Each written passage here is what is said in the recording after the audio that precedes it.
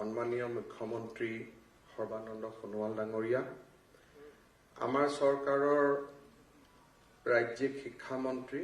আৰু জলসিঞ্চন বিভাগৰ স্বতন্ত্ৰ ৰাজ্যিক মন্ত্ৰী ভৱেশ কলিতা ডাঙৰীয়া, মুখ্যমন্ত্ৰী ডাঙৰীয়াৰ আইন উপদেষ্টা শান্তনু ভৰালী ডাঙৰীয়া, আমাৰ শিক্ষা বিভাগৰ উপদেষ্টা ডক্টৰ মিহিৰ কান্তি চৌধুৰী ডাঙৰীয়া, আমাৰ মাজত আজি উপস্থিত থকা অসম চৰকাৰৰ মুখ্য সচিব কুমাৰ সঞ্জয় কৃষ্ণ ডাঙৰীয়া, শিক্ষা বিভাগৰ প্ৰধান সচিব বি কল্যাণ চক্ৰৱৰ্তী ডাঙৰীয়া, আমাৰ মাজত উপস্থিত থকা অসম চৰকাৰৰ শিক্ষা বিভাগৰ আয়ুক্ত সচিব প্ৰীতম শইকীয়া ডাঙৰীয়া, সেবাৰ অধ্যক্ষ ৰমেশ জৈন ডাঙৰীয়া আৰু প্ৰাথমিক শিক্ষা বিভাগৰ সঞ্চালিকা বিজয়া চৌধুৰী ডাঙৰীয়ানীকে আদি কৰি আজিৰ মঞ্চত উপস্থিত বিশিষ্ট ব্যক্তিসকল, অসমৰ বিভিন্ন স্থানৰ পৰা শিক্ষক হিচাপে আমাৰ বিভাগত যোগদান কৰিবলৈ অহা যুৱক যুৱতী বন্ধু বান্ধৱীসকল,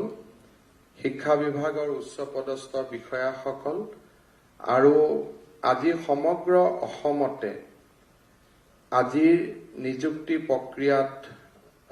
অনলাইন যোগে অংশগ্ৰহণ কৰি থকা আৰু নিযুক্তিৰ বাবে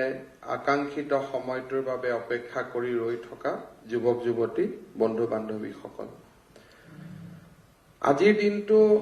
আমাৰ বাবে অতি আনন্দৰ দিন। এখন সমাজ জীয়াই থাকিবৰ কাৰণে শিক্ষাৰ প্ৰয়োজন। শিক্ষা আৰু সংস্কৃতি অবিহনে মানুহে নিজৰ সংস্কৃতিবান চৰিত্ৰটো হেৰাই পেলায় আৰু আদিম দিনলৈ উভতি যায়। অসম চৰকাৰে আপ্ৰাণ প্ৰচেষ্টা কৰি আহিছে যে শিক্ষা সংস্কৃতি জৰিয়তে জাতীয় চৰিত্ৰৰ পৰিৱৰ্তন হওক আৰু অসমৰ প্ৰত্যেকগৰাকী দুখীয়া ছাত্ৰ ছাত্ৰীয়ে শিক্ষাৰ অধিকাৰক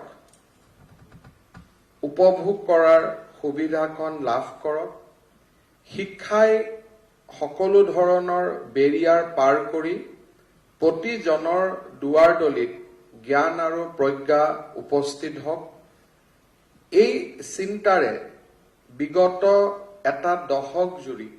ৰাজ্য চৰকাৰৰ শিক্ষা বিভাগে নিৰন্তৰভাৱে প্ৰচেষ্টা কৰি আহিছে। 2011 চনত ৰাষ্ট্ৰই শিক্ষাৰ অধিকাৰ আইন গ্ৰহণ কৰিছিলে আৰু শিক্ষাৰ অধিকাৰ আইন গ্ৰহণ কৰাৰ লগে লগে শিক্ষক নিযুক্তি, শিক্ষাদানৰ প্ৰতি মানুহৰ লক্ষ্য, এই গোটেইবিলাক লাহে লাহে পৰিৱৰ্তন হ'ব ধৰিছিলে। এটা দশক লাগিলে। 10টা বছৰ পিছত আমি ক'ত থিয় হৈ আছো, কিমান সফল হৈছো, কিমান বিফল হৈছো, তাৰ নিৰ্মোহ মূল্যাংকনৰ প্ৰয়োজনীয়তা আছে। কিন্তু এটা কথা ঠিক যে এট দ্য পলিচি লেভেল সি ছেক্ৰেটেৰিয়েটে কওক, সঞ্চালকালয়ে কওক বা ৰাজনীতি কৰা ব্যক্তিসকলৰ মানসিকতাত শিক্ষাক অৰাজনৈতিক আৰু সামাজিক সম্ভাৱনাৰ দুৱাৰ মুকলি কৰাৰ এটা অস্ত্ৰ হিচাপে লোৱাৰ যি মানসিকতা আছিল, সেয়া এটা সম্পূৰ্ণ দশকত তাক মই সফল হোৱা নিজ চকুৰে প্ৰত্যক্ষ কৰিছো। মোৰ সৌভাগ্য হৈছিল যে 2001 চনত অসম বিধানসভালৈ প্ৰথম অহাৰ সেই সময়ত শিক্ষক নিযুক্তিৰ গোটেই প্ৰক্ৰিয়াটো বিধায়কসকলে নিয়ন্ত্ৰণ কৰিছিলে, সমষ্টিৰ ভিত্তিত তালিকা বনাইছিলে আৰু আমাৰ লগত ৰাজনীতিত কৰা যিসকল সতীৰ্থ বন্ধু আছিলে তেওঁলোকক নহলে তেওঁলোকৰ পৰিবাৰক শিক্ষক হিচাপে নিযুক্তি দিয়াটো এটা চিৰাচৰিত এটা প্ৰক্ৰিয়া আছিল। 93 চনত মই এজন সৰু ৰাজনৈতিক কৰ্মী আছিলো। মোৰ সমষ্টিত তেতিয়া মই কাম কৰাৰ আৰম্ভ কৰিছিলো, এটা ৰাজনৈতিক দলৰ সদস্য আছিলো। সেই সময়ৰ শিক্ষামন্ত্ৰী ডাঙৰীয়াই তেতিয়া মোক কৈছিল যে হিমন্ত, তোমাক মই 20টা টিচাৰ এপইণ্টমেণ্ট দিম, তুমি 20টা নাম কালি লৈ আহা। মই কটন কলেজত আছিলো, শিক্ষক নিযুক্তি তেনেকে হয় সেই কথাবোৰ চিন্তাও কৰা নাছিলো, কিন্তু 20টা নাম মই জমা দিছিলো। আৰু দুদিন পিছত মোক তেওঁ ঘৰত মাতি আনি 20খন নিযুক্তি পত্ৰ হাতত তুলি দিছিলে। ক'ত কেনেকে ইণ্টাৰভিউ হৈছিল, কি হৈছিল মই নাজানো, কিন্তু আজি সেই শিক্ষকসকলে সুন্দৰভাৱে কাম কৰি আছে।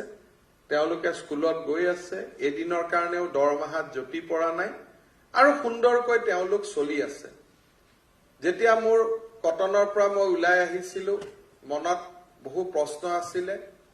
আৰু যেতিয়া মই লাহে লাহে বুজি পাইছিলো যে সেই কালখণ্ডত 40,000 শিক্ষক নিযুক্তি হৈছিল আমাৰ দৰে মানুহৰ ৰিকমেণ্ডেশ্যনত। যাৰে পৰা যাৰ কাগজ পত্ৰ লৈ আহিছো তেনেকে ৰিকমেণ্ডেশ্যন হৈ আছিলে আৰু সিস্টেমটোত সকলোৱে তাৰ সমভাগী হৈছিলে। যদি ৰাজনীতি কৰা ব্যক্তিজনে 20টা দিছিলে, ডাইৰেক্টৰ এলিমেণ্টাৰী এডুকেশ্যনে 10টা দিছিলে, কমিশনাৰে 10টা দিছিলে, স্বাভাৱিকভাৱে শিক্ষামন্ত্ৰী মুখ্যমন্ত্ৰী কোটাটো ডাঙৰ হৈ হৈ গৈ আছিলে। 40,000 শিক্ষক নিযুক্তিৰ লগত বহুত নাম আৰম্ভ হল, অপাৰেশ্যন ব্লেকবোৰ্ড, বিভিন্ন ধৰণৰ নাম আৰম্ভ হল আৰু লাহে লাহে আমাৰ তলৰ শিক্ষা বিভাগৰ বিষয়াসকলে বুজি উঠিলে যে ছাৰসকলে যদি নিযুক্তি দিব পাৰে আমি কিয় নিযুক্তি দিব নোৱাৰো। লাহে লাহে তেখেতসকলেও নিযুক্তিত নামিলে। মোৰ ইমানলৈকে মই জানো যে লখিমপুৰ জিলাত এজন শিক্ষা বিভাগৰ বিষয়া আছিলে, তেওঁ নাওত উঠে আৰু পাৰত তেওঁ যাকে মেট্ৰিক পাছ কৰা ল'ৰা পায় তাকেই তেওঁ নিযুক্তি পত্ৰ দি দিয়ে। আৰু তেনেকে তেওঁৰ নাম লখিমপুৰ জিলাত বিখ্যাত হৈয়ে থাকি গল। শিৱসাগৰ জিলাত এজন শিক্ষা বিভাগৰ বিষয়া আছিলে, তেওঁ কিমান শিক্ষকক নিযুক্তি দিলে সেই হিচাপটো তেওঁৰ লগতো নাই, তেওঁ নিজেও নাজানে কিমান শিক্ষকক নিযুক্তি দিলে। আৰু কোনোবা এটা পথৰ আনটো দূৰত মেধাৱী ছাত্ৰ ছাত্ৰীসকলে থিয় হৈ অপেক্ষা কৰিছিল আৰু তেনেকে সমাজ চলি গৈ আছিল। মেধাৰ লগত শিক্ষাৰ সম্বন্ধ নোহোৱা হৈ গৈছিল, মেধাৰ লগত শিক্ষাৰ পৰিচয় শেষ হৈ গৈছিল আৰু ৰাজনৈতিক কৰ্মী, কোনোবা বিষয়াৰ পত্নী, কোনোবা ঘৰত বহি থাকে মোৰ পৰিবাৰৰ, গতিকে তাই ঘৰত বহি বহি মনটো বেয়া হৈ গৈছে বুলি কোনোবা ঠিকাদাৰ এজনে তেওঁৰ পত্নীৰ বাবে আনি দিয়া এখন নিযুক্তি পত্ৰ। এই ধৰণে সমাজ আগবাঢ়িছিল আৰু এই নিয়মবিলাকে মানুহে নিয়ম বুলি মানি লৈছিল। অৰ্থাৎ অনিয়মকে নিয়ম বুলি বনাৰ এটা প্ৰৱণতাই বা অনিয়মকে নিয়ম বুলি ভবাৰ এটা চিন্তাই সমাজখনক গ্ৰাস কৰিছিল আৰু সমাজখন তেনেকে আগুৱাই গৈ আছিল। 2011 চনত মোৰ জীৱনলৈ এটা ডাঙৰ সৌভাগ্য আহিছিলে যে অসমৰ শিক্ষামন্ত্ৰী হোৱাৰ সৌভাগ্য। শিক্ষামন্ত্ৰী হোৱাৰ সময়ছোৱাতে সেই কালখণ্ডতে দেশত পৰিৱৰ্তন আহিছিলে। ৰাষ্ট্ৰই শিক্ষাৰ অধিকাৰ হিচাপে গ্ৰহণ কৰিছিলে আৰু ব্যৱস্থা দিছিলে যে টেট প্ৰথাৰ মাধ্যমেৰে শিক্ষক নিযুক্তি হ'ব লাগে। স্বাভাৱিকভাৱে সিস্টেমে তাক মানিব খোজা নাছিলে। সুপ্ৰিম কোৰ্ট, হাই কোৰ্ট, কেইবাখনো আদালতৰ দুৱাৰত থিয় হোৱাৰ পিছত সদৌ ভাৰতৰ সুপ্ৰিম কোৰ্টে অসম চৰকাৰক নিৰ্দেশ দিছিল যে টেটৰ ব্যৱস্থা মতে নিযুক্তি হ'ব লাগে। আমি আগবাঢ়িছিলো আৰু এই টেটৰ নিযুক্তি প্ৰক্ৰিয়াৰ মাজেৰে চলোতেই মোৰ ব্যক্তিগত জীৱন, ৰাজনৈতিক জীৱনলৈ পৰিৱৰ্তন আহিছিল। কাৰণ সেই সময়ত মানুহে গ্ৰহণ কৰিব খোজা নাছিল যে এটা সমাজৰ এটা অংশ যোনে নেকি সেই সময়ত ৰাজনীতিক নিয়ন্ত্ৰণ কৰিছিলে, যে তেওঁলোকে নিযুক্তিৰ প্ৰক্ৰিয়াৰ পৰা কেনেকৈ বঞ্চিত হৈ থাকিব। মৌলানা আছাদ মাদানীৰ দৰে ব্যক্তি গুৱাহাটীলৈ দৌৰি আহিছিলে আৰু টেট ব্যৱস্থাৰ বিৰুদ্ধে তেওঁলোকে প্ৰতিবাদ কৰিছিল। মোৰ মনত আছে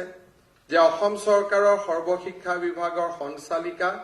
সুইটি চেংচন সেই সময়ত কেইবাদিনো মুখ্যমন্ত্ৰীৰ কোঠাৰ পৰা চকুৰ পানী টুকি বাহিৰ হোৱা সেই দৃশ্য মোৰ এতিয়াও মনত সজীৱ হৈ আছে। পৰ্দাৰ আঁৰত আমি বহুত কাম কৰিব লাগে। আমি আৰু আগুৱাই গৈছিলো আৰু আমি কৈছিলো যে আমি মৌখিক নম্বৰো নলওঁ। ভাৰতৰ আন ৰাজ্যত টেটৰ ব্যৱস্থা আছিলে, কিন্তু মৌখিক নম্বৰো নহব ইমানটো এক্সট্ৰিমলৈকে কোনো যাব প্ৰস্তুত নাছিল। আমি সিদ্ধান্ত লৈছিলো যে নহয়, আমি মৌখিক নম্বৰো আমি নলওঁ। স্বাভাৱিকভাৱে অসমৰ মিডিয়া, অসমৰ বৌদ্ধিক মহল কোনো প্ৰস্তুত নাছিল তেনেকুৱা এটা পৰিৱৰ্তনৰ কাৰণে। কোনোবাই কৈছিলে এওঁলোকৰ 9 মাহৰ চাকৰি 9 মাহত ওলাই যাব, কোনোবাই কৈছিলে যে এইবিলাক সঁচা নহয়। আৰু সকলোকে আমি এক প্ৰকাৰ সকলোকে কৰবাত থৈ, সকলোৰে চিন্তা চৰ্চা কৰবাত থৈ আমি সেই সময়ত 40,756 গৰাকী শিক্ষকক সৰু সজাইত মাতি আনি একেলগে নিযুক্তি পত্ৰ তুলি দিয়াৰ দৃশ্য অসমৰ শিক্ষা ব্যৱস্থাৰ এক পৰিৱৰ্তনৰ ডাঙৰ ইংগিত বহন কৰিছিল। সেইদিনাখন আমি সকলোৱে কৈছিলো যে টেটৰ শিক্ষকসকলেই অসমৰ বিকশিত অসমৰ জাগ্ৰত প্ৰহৰী হ'ব। তাৰ পিছত শিক্ষা ব্যৱস্থাত নিযুক্তিৰ প্ৰক্ৰিয়া চলি থাকিল আৰু আজিৰ মুহূৰ্তলৈকে 1,50,426 গৰাকী ব্যক্তিৰ হাতত নিযুক্তি পত্ৰ তুলি দিয়া অসমৰ ইতিহাসৰ কিজানি মই এজন শিক্ষামন্ত্ৰী হৈ থাকি গলো যে আজিৰ দিনটো লৈ পেলাই 1,50,426 গৰাকী ব্যক্তিৰ হাতত উচ্চ মাধ্যমিকতে হওক, নিম্ন মাধ্যমিকতে হওক, কলেজতে হওক, প্ৰাদেশিকৰণতে হওক, SSৰ জৰিয়তে হওক, ষ্টেট পুলৰ জৰিয়তে হওক 1,50,026 গৰাকী শিক্ষকৰ হাতত নিযুক্তি পত্ৰ তুলি দিয়াৰ মোৰ সৌভাগ্য হৈছিল। এই চৰকাৰ অহাৰ পিছত, সোণোৱাল ডাঙৰীয়াৰ চৰকাৰ অহাৰ পিছত আমি এই ব্যৱস্থাটো আৰু নতুন গতি দিয়াৰ চেষ্টা কৰিছিলো। আমি ঐকান্তিকতাৰে প্ৰচেষ্টা কৰিছিলো যে প্ৰতি বছৰে নিযুক্তি হওক, সৰ্বশিক্ষাত কাম কৰি থকা মানুহবিলাক নিয়মীয়া হওক, নিয়মীয়াবিলাকৰ খালী হোৱা পদত আকৌ সৰ্বশিক্ষাত নিযুক্তি হওক। এটা আমি বৃত্তত পেলাই শিক্ষা ব্যৱস্থাটোক মসৃণ কৰাৰ চেষ্টা কৰিছিলো। কিন্তু আজি যদি মোক কোনোবাই সোধে যে নিযুক্তি হল, মেধা ছাত্ৰ ছাত্ৰী শিক্ষক হল, কিন্তু ছাত্ৰ ছাত্ৰীৰ জীৱনলৈ কিমান পৰিৱৰ্তন আহিল, মোৰ এতিয়াও এই প্ৰশ্নটোৰ উত্তৰ দিবলৈ গৈ মোৰ দুখ লাগে যে এই পৰিৱৰ্তনে অসমৰ ছাত্ৰ ছাত্ৰীক স্পৰ্শ কৰিবৰ কাৰণে যিমানটো চেষ্টা হ'ব লাগিছিল, যিমানটো হোৱাৰ প্ৰয়োজনীয়তা আছিল, সেই চেষ্টা কৰবাত নহয় কৰবাত আজিও জটি পৰি ৰৈ থাকিল। যিসকলে নিযুক্তি পত্ৰ এটা টকাও খৰচ নকৰাকৈ নিযুক্তি লৈছিলে, তেওঁলোকে নিজৰ ট্ৰান্সফাৰৰ কাৰণে 50,000, 60,000, 1 লাখ টকালৈকে খৰচ কৰি ব্যৱস্থাটোক আকৌ পংকিল কৰি পেলালে। আমি যদি গংগাৰ পানী কৰবালৈ নমাই অনাৰ চেষ্টা কৰিছো, কোনোবাই আন এটা ফালৰ পৰা আমাৰ গুৱাহাটী মহানগৰীৰ আৱৰ্জনাৰ পানীবিলাক সুমুৱাই দিয়াৰো প্ৰচেষ্টা কৰিলে। এইবাৰ যেতিয়া মই শিক্ষা বিভাগৰ মুখ্যমন্ত্ৰী ডাঙৰীয়াই মোক দায়িত্ব দিছিলে, প্ৰথম দিনা চকীত বহিয়ে 550 অকল ট্ৰান্সফাৰ পোষ্টিঙৰ ফাইল মোৰ সন্মুখত দেখি আমি চিন্তা কৰিছিলো যে এই পৰিৱৰ্তন কাৰ বাবে আছিলে? অসমৰ ছাত্ৰ ছাত্ৰীসকলৰ সেই পৰিৱৰ্তনত অধিকাৰ নাছিলে নেকি? বহুত ধৰণৰ কথা ওলাই। গৃহ জিলা, কোনখন গৃহ জিলা? মোৰ জন্ম আছিল যোৰহাটত, মোৰ পৰিবাৰ থাকে গুৱাহাটীত, কাম কৰিব লাগে কৰবাত। মুখ্যমন্ত্ৰী ডাঙৰীয়াৰ জন্ম চাবুৱাত, তেওঁৰ কৰ্মস্থান মাজুলী। এইখন অসমৰ মাজতেই মেধাৰ শিক্ষক পাব লাগে ছাত্ৰ ছাত্ৰীসকলৰ অধিকাৰ যদি চৰ অঞ্চলত চৰৰ শিক্ষক এজনে যদি পঢ়ুৱাব লাগে যিজন শিক্ষকে হয়তো এতিয়ালৈকে বিএড পোৱা নাই টেট পাছ কৰা নাই তেতিয়ালে ব্যৱস্থাৰ প্ৰয়োজন কিয় আছিল নতুন নতুন কথা যুক্তিৰ শেষ নাই যুক্তিৰ কোনো অন্ত নাই যেন সোশ্যাল মিডিয়া ফেসবুকখন গোটেই যুক্তিৰ সাগৰ কৰিবৰ কাৰণে আমি নিৰ্মাণ কৰিলো কিন্তু সেই যুক্তিৰ সাগৰত এটা যুক্তি নাহে যে মই কিমান শ্ৰেণী কৰিলো মই কিমান ক্লাছ কৰিলো তাক বাদ দি সকলো যুক্তিৰ মহাসাগৰ হৈ পৰিল এই নিযুক্তি প্ৰক্ৰিয়াৰ বাবে আমাৰ 3টা বছৰ গুৱাহাটী উচ্চ ন্যায়ালয়ত কিমান গোচৰ হল তাত এটা গোচৰতো অভিযোগ নাই যে কোনোবা ৰাজনীতি কৰা ব্যক্তিয়ে টকা খাব খুজিছে কোনোবা সিলেকশন কমিটিত ভুল আছে অদ্ভুত যুক্তি মই টেট পাছ কৰিছো মাদ্ৰাসাত মোক চাকৰি লাগে প্ৰাথমিক বিদ্যালয়ত তাত কোনো যুক্তিৰ কোনো অন্ত নাই যুক্তিৰ কোনো শেষ নাই মই অমুকটো কৰিছো তমুকটো কৰিছো কিন্তু আমি কোনেও বুজি নাপাওঁ যে ব্যৱস্থাটোক যদি আমি বন্ধ কৰি নথওঁ ব্যৱস্থাটো চলি থাকিলে আমাৰ সকলোৰে সমস্যা সমাধান হ'ব আজি এই সামান্য নিযুক্তি প্ৰক্ৰিয়াটো আৰম্ভ হোৱা বাবে সেপ্টেম্বৰত আৰু 10,000 শিক্ষকৰ নিযুক্তি হ'ব সৰ্বশিক্ষাত খালী হোৱা পদবিলাকত আৰু 5,000ৰ নিযুক্তি হ'ব অৰ্থাৎ এটা নিযুক্তি প্ৰক্ৰিয়া বন্ধ কৰাৰ কাৰণে 15-20,000 যুৱকে আজি 3টা বছৰত নিযুক্তিৰ পৰা বঞ্চিত হৈ থাকিল আৰু সেই বঞ্চিত হোৱাৰ সুযোগ লৈ অমুকত শিক্ষক নাই তমুকত ট্ৰান্সফাৰ তমুকত পোষ্টিং আমি কোনেও ব্যৱস্থাটো সক্ৰিয় কৰিব নোখোজো ব্যৱস্থাটো শক্তিশালী কৰিব নোখোজো মনত অসম প্ৰেমৰ কোনো অভাৱ নাই যেতিয়া ফেসবুকত অসমীয়াৰ বিষয়ে লিখিব যায় মই অসমীয়াৰ কোনো শেষ নাই কিন্তু সেই অসমীয়াৰ ভিতৰতে নলবাৰীৰ অসমীয়াখিনি মই নহয় মই শিৱসাগৰতহে পঢ়াম শিৱসাগৰৰ অসমীয়াখিনি মোৰ কাৰণে প্ৰযোজ্য নহয় মই গৈ বৰপেটাৰ অসমীয়াখিনিকহে পঢ়াম এয়া জাতি গঠনৰ প্ৰক্ৰিয়া নহয় আজি মই গৌৰৱ অনুভৱ কৰো যে কাৰ্বি আলং ডিমা হাছাওত আজি এছাম শিক্ষক আছে যিসকলে জীৱনটো সেই জিলাবিলাকত দিছিলে যিসকলে অসমৰ আন জিলাৰ পৰা গৈ সেই জিলাবিলাকত শিক্ষাৰ পোহৰ আনিছিলে আৰু তেওঁলোক অবিহনে হয়তো সেই অঞ্চলৰ জনজাতীয় লোকসকলে শিক্ষা কেতিয়াও নেদেখিলেহেঁতেন নিযুক্তি পোৱাৰ আগদিনাখনলৈকে যে য'তেই দিয়ক ছাৰ আমাক খালি এপইণ্টমেণ্ট দিয়ক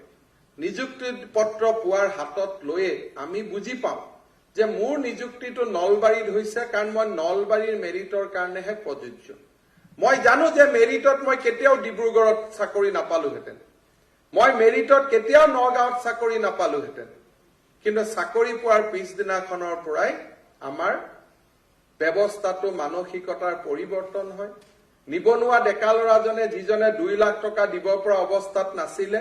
40,000 টকা দৰমহা পোৱাৰ লগে লগে মাহত 10,000 কৈ জমাই 1 লাখ টকা যেতিয়া কাৰোবাক দিব পৰাৰ ব্যৱস্থাত আহে তেতিয়াই ব্যৱস্থাটোক পংকিল কৰাৰ কামত নামি যায় আৰু সেই সকল ব্যক্তিয়ে যেতিয়া ফেসবুক সোশ্যাল মিডিয়াত পোষ্ট দিব তেতিয়া এওঁলোকক এনেকুৱা লাগে যে এওঁলোক মহাত্মা গান্ধীৰ ঘৰতেই জন্ম হৈছিল ভুলতেহে তেওঁলোক অসমত কিবা কাৰণত আহিল এই ব্যৱস্থাটোৱে কাক স্তব্ধ কৰে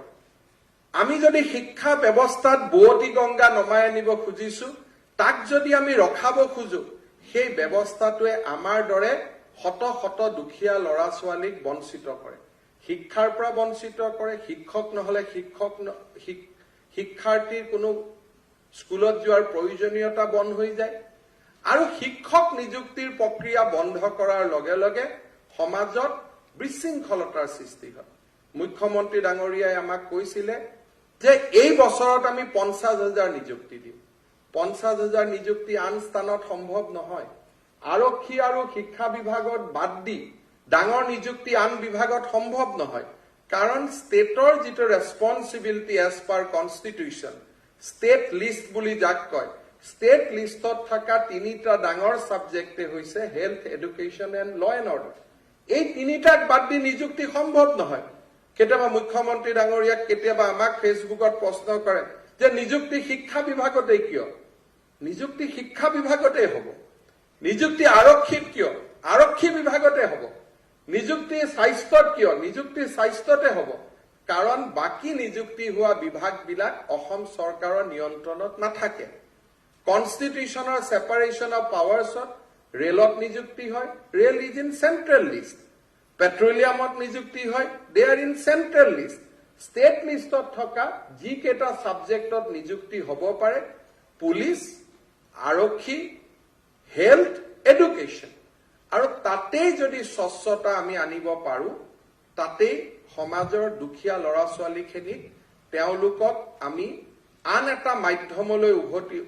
ঊৰ্ধলৈকে লৈ যোৱাৰ সুবিধা দিব পাৰো। গান্ধীজীয়ে কৈছিল যে education can change A generation, কিন্তু শিক্ষাৰ যদি মূল্য নাথাকে তেতিয়া শিক্ষাই মানুহৰ জেনেৰেশ্যনটোক বা পৰিয়ালটোক দৰিদ্ৰতাৰ পৰা কেনেকে মুক্ত কৰিব। গান্ধীজীয়ে কৈছিল যে এডুকেশ্যন ক্যান ব্ৰিং আউট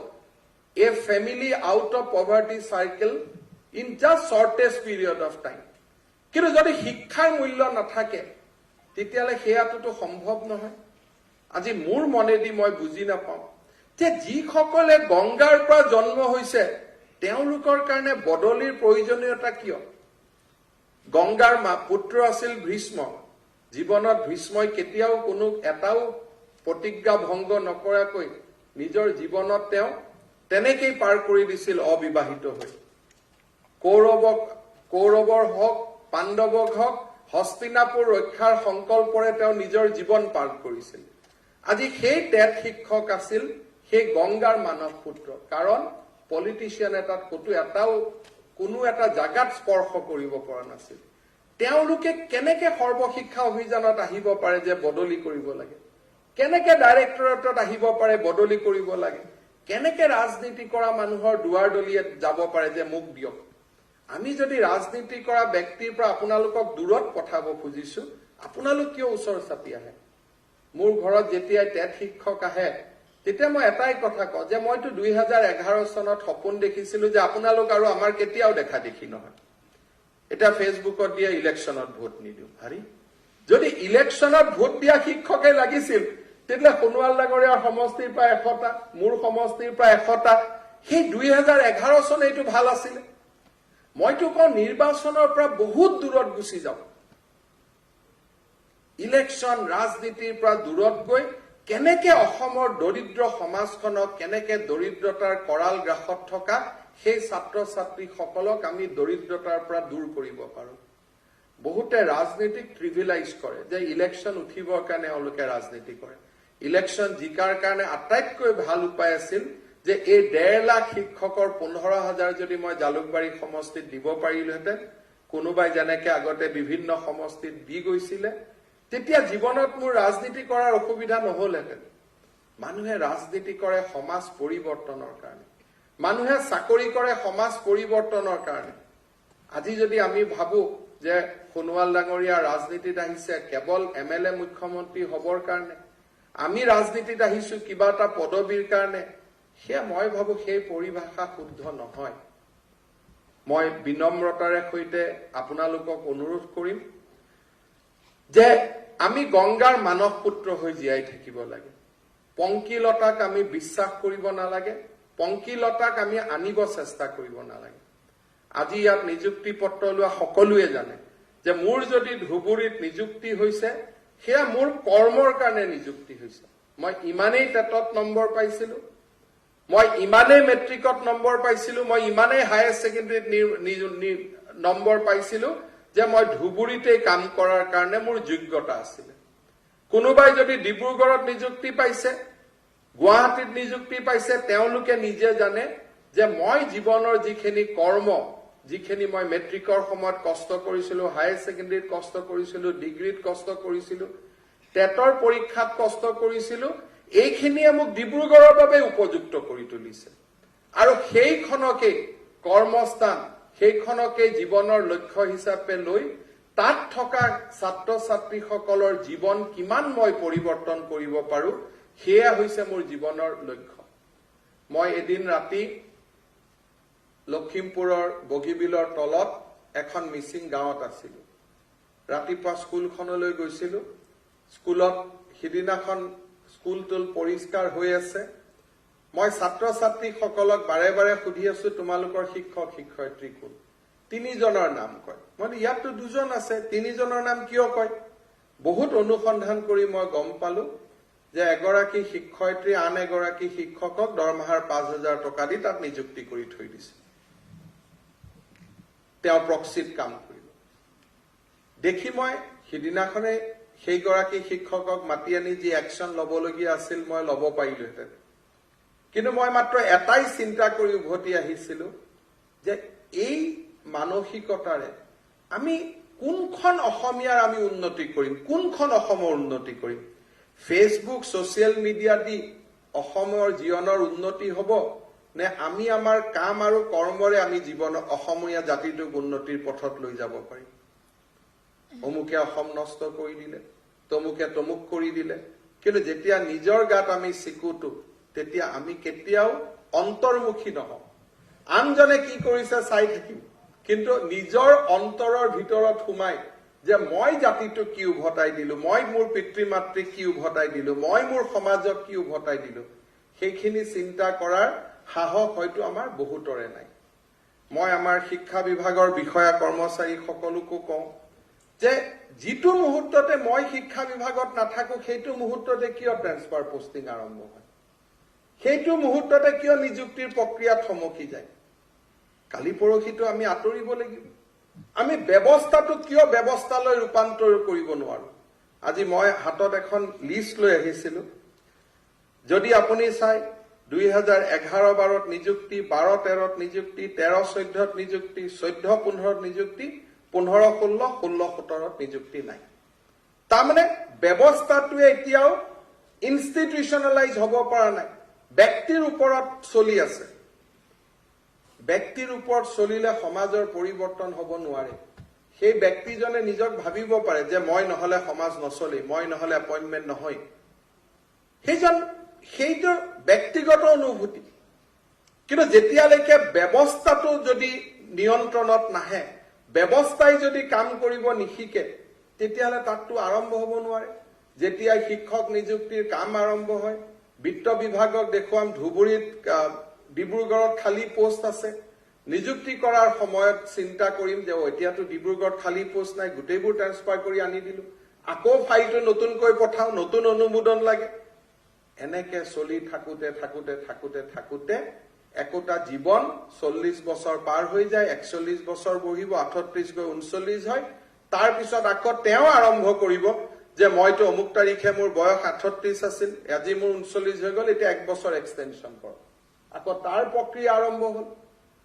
এই ধৰণে বিশৃংখলতাৰ মাজত সোমাই যোৱাৰ আমাৰ এটা প্ৰৱণতা আছে মই আমাৰ শিক্ষা বিভাগক এটাই কথা কৈছো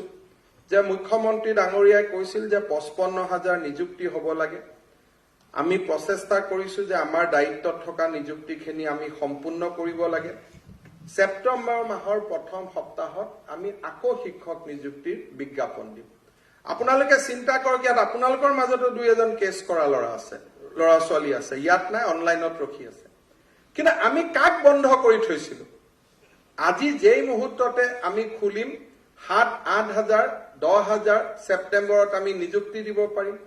আপোনালোকৰ 3,000 আজি সৰ্বশিক্ষাৰ পৰা ওলাই আহিব সেই 3,000ত আকৌ সৰ্বশিক্ষাত আমি নিযুক্তি দিব পাৰিম অৰ্থাৎ ব্যৱস্থাটোক যদি আমি চলিব দিও ইলেকশ্যনৰ আগতেই যেহেতু ইলেকশ্যন শব্দটো সকলোৱে ব্যৱহাৰ কৰে মাত্ৰ মাৰ্চ আৰু এপ্ৰিল মাহৰ আগতে আমি আৰু 10ৰ পৰা 20,000 জন ব্যক্তিৰ জীৱনলৈ আমি একোটা সম্ভাৱনাৰ জীৱন এটা আমি নমাই আনিব পাৰিম কিন্তু তাৰ সেইটোকে যদি নকৰি আমি অহা বছৰটোলৈকে ওলাই যাওঁ আজি 38 বছৰ হৈ থকা ল'ৰা ছোৱালীখিনি 39 বছৰত ভৰি দিলে তেওঁলোকে আৰু আবেদন কৰিব নোৱাৰা হ'ব ইয়াত সকলোৰ কাৰণে আছে খালি আমি এটা বস্তুৱে চিন্তা কৰিব নোৱাৰো যে অকনমান আনজন যদি আগত গৈছে আনজনক টানি ৰখাৰ যিটো প্ৰৱণতা সেই প্ৰৱণতাই গোটেই সিস্টেমটোকে বিশৃংখল কৰি দিয়ে আৰু বিশৃংখলতা সিস্টেমৰ পৰা চৰকাৰী নিয়ন্ত্ৰণত বিশেষকৈ চৰকাৰৰ নথিপত্ৰৰ পৰা ওলাই আহিবৰ কাৰণে হিউমেন এফৰ্ট দি নহয় তাক সুপাৰ হিউমেন এফৰ্টৰ প্ৰয়োজনীয়তা হৈ পৰে আৰু সেইকাৰণে মোৰ আজিও মনত আছে যে সুদীৰ্ঘ 10 বছৰ অসমত শিক্ষক নিযুক্তি হোৱা নাছিল 90 চনৰ পৰা 2011 লৈকে আৰু যোৱা 18 চনৰ পৰা মুখ্যমন্ত্ৰী ডাঙৰীয়া আমাৰ সকলোৰে আপ্ৰাণ চেষ্টা থকাৰ পিছতো আমি মোৰ মনত আছে যে 2018 চনত আমি খুব সম্ভৱ প্ৰথম আমি 16-17ত আহি আমি 12,000 ছাত্ৰ ছাত্ৰীক আমি নিযুক্তি দিছিলো 17-18তো আমি 911 গৰাকীক নিযুক্তি দিছিলো আৰু সৰ্বশিক্ষা অভিযানৰ অধীনতো 2017-18ত 7,016 ষ্টেট পুলত 12,488 18-19 এটা বৰ্ষত আমি এজনো নিযুক্তি দিব নোৱাৰিলো হয়তো 19-20 পাৰ হৈ গ'লহেঁতেন যদি হিউম্যান এফৰ্টটো আমি সুপাৰ হিউম্যান এফৰ্টলৈকে ৰিপ্লেচ নকৰিলোহেঁতেন আমাৰ প্ৰীতম শইকীয়াৰ পৰা আৰম্ভ কৰি বিজয়া চৌধুৰীৰ পৰা সঞ্জীৱ ভূঞালৈকে সকলো এটা সুপাৰ হিউম্যান এফৰ্ট দিয়াৰ কাৰণে আজি আমি এই দিনটোত আহি উপস্থিত হ'ব পাৰিলো হিউম্যান এফৰ্ট দি হয়তো সেই কাম সম্ভৱেই নাছিল মই এই কথাখিনি এই কাৰণে আপোনালোকক ক'ব খুজিছো আমি বিচাৰিছো যে অসমৰ বিশেষকৈ টেট পাছ কৰা শিক্ষকসকল গংগাৰ মানৱ পুত্ৰ হৈ থাকক যেনেকে ভীষ্মই হস্তিনাপুৰ ৰক্ষাৰ সংকল্পৰে 3টা প্ৰজন্ম পাৰ কৰিছিল তেনেকে আপোনালোকে অসমৰ শিক্ষা ব্যৱস্থাৰ পৰিৱৰ্তনৰ বজ্ৰ কঠোৰ সংকল্পৰে আপোনালোকৰ চাকৰি জীৱনখিনি আপোনালোকে পাৰ কৰক অমূল্য আনন্দ পোৱা যায় এটা সময়ত জীৱনে কৰবাত ৰখি যায় জীৱনে কৰবাত স্তব্ধ হয় মোক কোনোবা এজন কেইদিনমান আগতে সাইকোলজি জানা মানুহ এজনে মোৰ লগত কথা পাতি আছিল যে মানুহৰ মৃত্যুৰ আগতে 25 মিনিট সময় বুলে মানুহে পায় 25 মিনিট সময় ভগৱানে স্ন্যাপশ্বট দেখুৱাই যে তই কি কৰিলি কি নকৰিলি সেই 25 মিনিটত যিখিনি শান্তি পায় তেওঁলোকে হাঁহি হাঁহি মৃত্যু হয় আৰু যিসকলে মৃত্যুৰ দিনাখন এই 25 মিনিটৰ স্ন্যাপশ্বটত জীৱনৰ ভাল কাম বেয়া পাই দেখা পায় তেওঁলোকে সুখ আৰু দুখৰ অনুভূতি লৈ পৃথিৱীৰ পৰা আঁতৰি যায় মই বিচাৰো যে যিদিনাখন কেইদিনমান আগতে এখন সভাত এজন ব্যক্তিৰ এটা সুন্দৰ ভাষণ শুনাৰ মোৰ সৌভাগ্য হৈছিল তেওঁ কৈছিল যে যিদিনাখন আমি জন্মগ্ৰহণ কৰি কেঁচুৱাটোৱে কান্দে আৰু ওচৰত থকা মানুহখিনি হাঁহে মাকে হাঁহে দেউতাকে হাঁহে পৰিবাৰে হাঁহে লৰাটোৱে কিন্তু ছোৱালীটোৱে কান্দি থাকে অৰ্থাৎ জন্মৰ সময়ত মই কান্দু কিন্তু মোৰ চাৰিওপাশে থকা মানুহে হাঁহে মৃত্যুৰ দিনটো এনেকুৱা হ'ব লাগে যে মই যাতে সেই 25 মিনিটৰ স্ন্যাপশ্বটত সন্তুষ্ট হৈ মই হাঁহি হাঁহি মৃত্যুলৈকে যাব পাৰো আৰু সিদিনাখন মোৰ কাৰণে আনসকলে কান্দে জন্মৰ সময়ত আনসকলে হাঁহিছিলে মই কান্দিছিলো মৃত্যুৰ দিনাখন মই হাঁহি হাঁহি মৃত্যুৰ দুৱাৰ দলিলৈকে যাম আৰু মোৰ চাৰিওফালে থকা সকলে কান্দিব যে এই মানুহজনৰ অভাৱ আমি অনুভৱ কৰিছো এই পৰিৱৰ্তনটো যদি আমি জীৱনকালত সম্ভৱ কৰিব পাৰো সেয়া হৈছে প্ৰাপ্তিৰ জীৱন সেয়া হৈছে আনন্দৰ জীৱন সেয়া হৈছে সফলতাৰ জীৱন আৰু যিসকলে গংগাৰ মানৱ পুত্ৰ নহৈ মহানগৰীৰ আৱৰ্জনাৰ লগত নিজক জড়িত কৰিব খোজে কালি ডিৰেক্টৰ কোড কালি কোড ট্ৰান্সফাৰ কৰিম কালি কোড প্ৰক্সি দিম কালি কোড ফেচবুকত দিম নিজৰ দুৰ্বলতাখিনি ঢাকিবৰ কাৰণে কাক কোড কেনেকৈ আক্ৰমণ কৰিম তেনেকুৱা জীৱন আটাইতকৈ অসুস্থ জীৱন মই হিন্দী সিনেমাত বহুত কেইখন হিন্দী সিনেমা দেখাৰ সৌভাগ্য হৈছিল সৰুতে চাইছিলো কিছুমান পুৰুষে যেতিয়া নিজৰ দায়িত্ব পালন কৰিব নোৱাৰে ঘৰত তেতিয়া পৰিবাৰক খুব বেছিকৈ গালিগালাজ কৰি থাকে অৰ্থাৎ নিজৰ দুৰ্বলতা ঢাকাৰ একমাত্ৰ উপায় হ'ল আনক গালিগালাজ কৰি নিজক কৰবাত থৈ দিয়া যে কোনেও যাতে মোৰ ওচৰত আহিব নোৱাৰে মোৰ দুৰ্বলতাখিনি ঢাকিবৰ কাৰণে আমি নিজেই জানো মোৰ স্কুলৰ পৰা কিমান লৰাই A+ পালে মোৰ হাই স্কুলখনৰ পৰা কিমান লৰাই মেট্ৰিক পাছ কৰিলে মোৰ স্কুলখনত এনৰোলমেন্ট কিমান এই প্ৰশ্নখিনি সুধিলে অহাবাৰ ইলেকশ্যনত চাই লম এইটোতো উত্তৰ হ'ব নোৱাৰে এইটো উত্তৰ কেনেকৈ হ'ব পাৰে এতিয়া প্ৰাদেশিকৰণৰ কাৰণে আমাৰ ওচৰত মানুহ আহে স্যাৰ এনৰোলমেন্টটো উঠাই দিয়ক মই বোলে এনৰোলমেণ্টটো উঠাই দিয়া মানে বোলে এনৰোলমেণ্টটো নালাগে বোলে এনৰোলমেণ্ট মানে কি বুজাইছে বোলে নহয় ছাৰ মেট্ৰিকত 6 জন ষ্টুডেণ্ট থাকিব লাগে মই বোলো কি এনৰোলমেণ্টটো উঠাই দিলে কি হ'ব তাৰমানে তাত ছাত্ৰ থাকিব নালাগে নহয় ছাৰ মানে নহলে আমাৰ প্ৰাদেশিকৰণ নহব নহয় মই বোলো আৰু অলপ ভাল কৰি বুজাই দিয়কচোন লাষ্টত মই এইটোকে বুজি পাওঁ যে ছাত্ৰ নথকা স্কুল এখনত আমি শিক্ষকক নিযুক্তি দিব লাগে মোটামুটি এইটো যে ষ্টুডেণ্টৰ কিমান আছে সুধিব নালাগে কিন্তু শিক্ষক থাকিব লাগে এতিয়া যদি মানুহে যদি কয় যে মোৰ স্কুলখনত ষ্টুডেণ্ট থাকিব নালাগে কেৱল মাত্ৰ টিচাৰ থাকিব লাগে তেনেকুৱা এটা সমাজৰ ফালে যদি আমি যাব লাগে তে সেইখন সমাজ শেষ হবৰ কাৰণে কিমান দিন সময় লাগিব কিমান ব্যক্তিগত বিদ্যালয়ৰ ওচৰত আমি আমাৰ শিক্ষা ব্যৱস্থাক গতাই দিম আমাৰ কেতিয়াবা সংবাদ মাধ্যমে আমাক কয় যে চৰকাৰে অসমীয়া মাধ্যম ধ্বংস কৰিবৰ কাৰণে চেষ্টা কৰিছে এই চৰকাৰৰ কাৰ্যকালত আজি 25-30 হাজাৰ নিযুক্তি আৰু শিক্ষামন্ত্ৰী হিচাপে মোৰ শহীদ ফাইলত 1.5 লাখ শিক্ষকৰ নিযুক্তি কি অসমীয়া ব্যৱস্থা ধ্বংস কৰিবৰ কাৰণে 1.5 লাখ শিক্ষক নিযুক্তিৰ আমি সাক্ষী হৈ থাকিলো নেকি আজি অসমীয়া মাধ্যম শেষ কৰাৰ কাৰণে আজি মুখ্যমন্ত্ৰী ডাঙৰীয়া ইয়াত আহি নিযুক্তি পত্ৰ দিবলৈ ৰৈ আছে নেকি কিন্তু আমি মাধ্যম এটাক নিযুক্তি দিব পাৰো কিন্তু ডেলিভাৰী কৰাৰ ৰাস্তা কি সমাজে ডাক্তৰ বনাব পাৰে কিন্তু সমাজে ৰোগীক চিকিৎসা কৰিব নোৱাৰে ডাক্তৰে চিকিৎসা কৰিব লাগিব সমাজে শিক্ষক নিৰ্মাণ কৰিব পাৰে কিন্তু ছাত্ৰ ছাত্ৰীক নিৰ্মাণ কৰাৰ দায়িত্ব সমাজে ল'ব নোৱাৰে সেয়া শিক্ষকসকলে ল'ব লাগিব শিক্ষা মাধ্যম চিকিৎসক মাধ্যম আজি মই গৌৰৱ অনুভৱ কৰো যে কৰবাত নহয় কৰবাত পৰিৱৰ্তনো হৈছে এই কৰোনা কালত অসমৰ স্বাস্থ্য বিভাগৰ চিকিৎসকসকল যি ধৰণে নাৰ্ছ লেব টেক্স MPW তেওঁলোকে যিসকলে সমাজৰ কাৰণে যি ধৰণে থিয় দিছে তাক দেখি গৌৰৱেৰে বুকু ফন্দি উঠে যে আমি কৰবাত নহয় কৰবাত সমাজে আজি পৰিৱৰ্তনৰ মুখ দেখিছে মই আকৌ 2011 চনৰ শব্দটোকে দোহাৰিম টেট শিক্ষকসকল অসমৰ বিকশিত অসমৰ সেনা বাহিনীয়ে যুদ্ধ কৰিব নে নকৰিব ভাৰত চীনৰ যুদ্ধ হ'ব এজন জোৱানে যুদ্ধও কৰিব পাৰে এজন জোৱানে আত্মসমৰ্পণো কৰিব পাৰে বিকশিত অসমৰ আপোনালোক সেনানী আপোনালোকে আত্মসমৰ্পণ কৰিব নে আপোনালোকে জীৱন যুদ্ধত জয়ী হ'ব ছাত্ৰ ছাত্ৰীসকলৰ জীৱনলৈ হাঁহি উভতাই আনিব সেয়া সিদ্ধান্ত আমি ল'ব লাগিব গৈ পেলাই সমস্যাৰ লেখযোগ নোহোৱা আমি সমস্যাৰ কথা ক'ব পাৰো যে ইয়াত অমুকটো নাই তাত তমুকটো নাই তাত শিক্ষক নাই নোহোৱাৰ মাজত আমি কি কৰিব পাৰো যেতিয়া মহাৰাষ্ট্ৰৰ এজন মুখ্যমন্ত্ৰীক দেখা যায় আমাৰ অসমৰ মুখ্যমন্ত্ৰী আহি ক'ব পাৰে যে মোৰটো একোৱে নাই তেওঁ বাজেট 42 লাখ টকা 40 লাখ টকা মোৰ বাজেট মাত্ৰ 1 লাখ টকা আমি